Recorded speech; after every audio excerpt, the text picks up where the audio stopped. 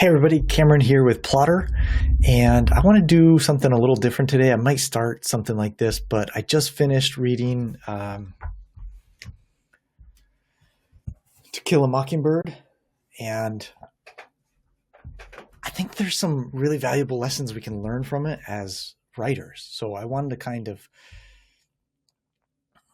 go through that a little bit, just a few passages here in the book, and kind of explain why they're meaningful to me, and maybe that'll be something valuable for you, that you can see why certain moments touched me emotionally. So hopefully you can use that in your writing. I don't know. I'm just experimenting with this. We'll see. So the first of all, this book is my first time reading it. This book made me feel things. This was a really good book, not an exciting book. And I'm really curious if people still buy and read this book. I picked it up because, well, I mean, I've had it for a while, but I grabbed it and started reading it because of some things I've read about it lately that piqued my interest. And then when I finished my other book, I was like, you know what, I want to read To Kill a Mockingbird.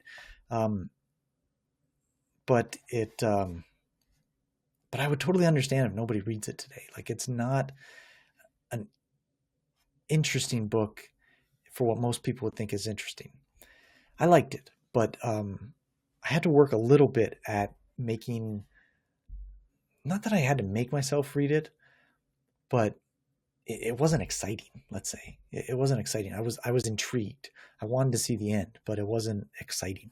So anyways, the first passage I want to read to you that made me choke up a little bit was at the end of part 1. I don't know if giving you page numbers is going to matter, but this is when Mrs. DeBose, okay, spoiler alert here, sorry, Mrs. DeBose passed away. So this is right after she did. And Atticus is talking to his kids. Okay, so I'll start one sentence or one paragraph before what I was going to read. So it says, "A lady?"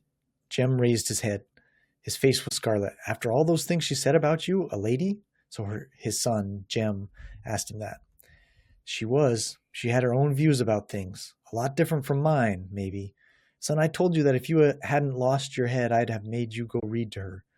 I wanted you to see something about her. I wanted you to see what real courage is. Instead of getting the idea that courage is a man with a gun in his hand. It's when you know you're licked before you begin, but you begin anyway, and you see it through no matter what. You rarely win, but sometimes you do. Mrs. DeBose won, all 98 pounds of her. According to her views, she died beholden to nothing and nobody. She was the bravest person I ever knew."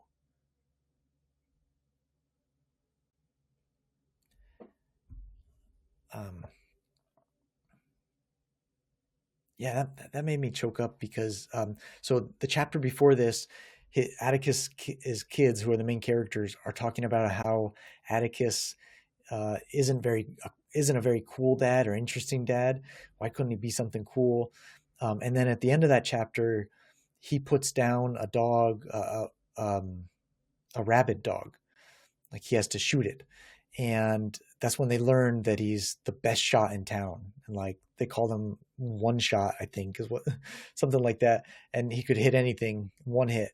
And so he shoots this dog in one hit, and he never uses guns, but in order to save the people on his street, the policeman actually like hands him the gun, like, you know, I'm not going to hit this, be able to hit this dog. You're the good shot. And his kids couldn't believe it. Anyway, so he shoots the dog. And so that was what he meant about instead of getting the idea that courage is a man with a gun in his hand.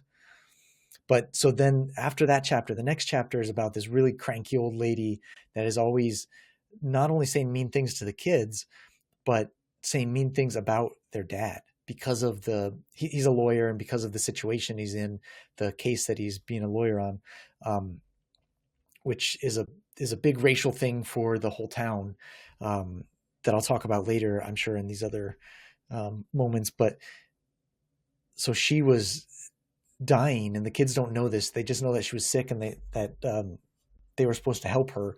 So they would go over and read to her, and then she'd be cranky and like yell at them and say mean things about their dad, and always be really mean to them. And like till the day she died. And then she did die, and then turns out that she was addicted to, I think it was heroin, um, because that was a medical treatment. So the doctor gave her heroin um, so she didn't feel the pain as much, and then she got addicted to it. And so she was trying to break that addiction before she died because she didn't want to be addicted, didn't want to die being addicted and beholden to somebody.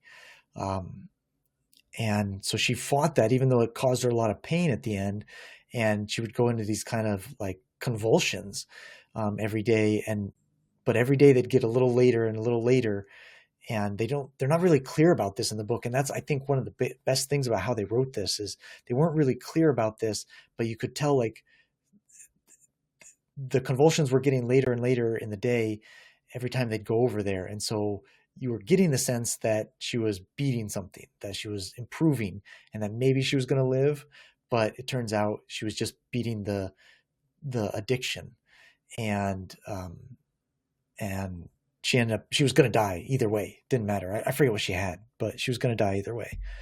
Um, and so he's saying that she was the most courageous person ever, because it was this line: it's when you know you're licked before you begin, but you begin anyway, and you see it through no matter what.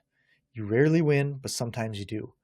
Mrs. DeBose won all 98 pounds of her. She died beholden to nothing and nobody. She was the bravest person I ever knew. That was cool. That made me feel things when I read it. I got choked up. So